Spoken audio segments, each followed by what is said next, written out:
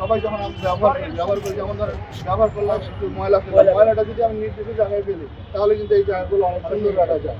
কিন্তু আমাদের এই গাছগুলোকে অবশ্যই আমরা রক্ষা করবো। এর পাশাপাশি আমাদের এখানে যে গাছ লাগানোর মতো অবস্থা আছে সৌন্দর্য বর্ধনের জন্য, এখানে গাছ লাগাবো যেটা হচ্ছে এগুলোর সৌন্দর্যটা কিন্তু বর্ধন করা যায়, সেই বর্ধনের জন্য সেই গাছগুলো আমরা চাষ করছি। যেখানে যেখানে লাগানো সেখানে আমরা লাগাবো।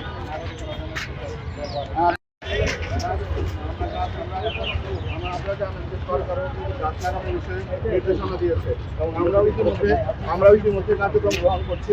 আপনারাও যদি শুনতে পারবেন যে আমাদের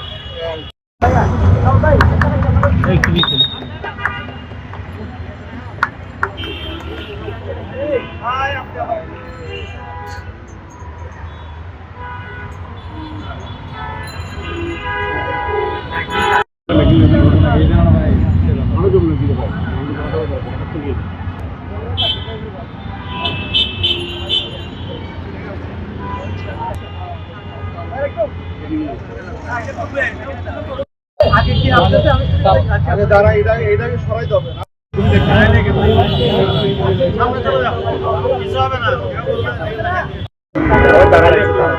আমার ওইখান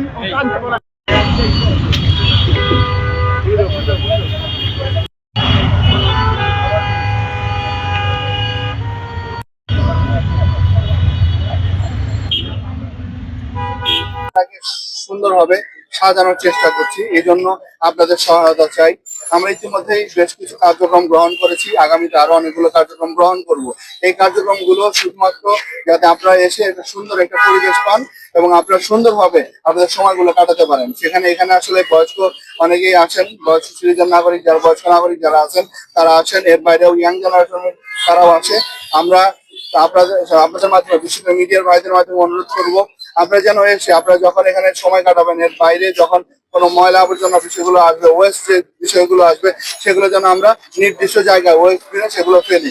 তাহলে হয় কি এই জায়গায় আপনি ঘুরে যাওয়ার পরেও আপনার মতোই আরেকজন আসবে এখানে বসতে আনন্দ করতে সময় কাটাতে, সেও যেন একটা সুন্দর পরিবেশ পায়। আমরা আসলে সবাই আমরা সকলের জন্য এইভাবে একটা সুন্দর বাংলাদেশ করতে চাই।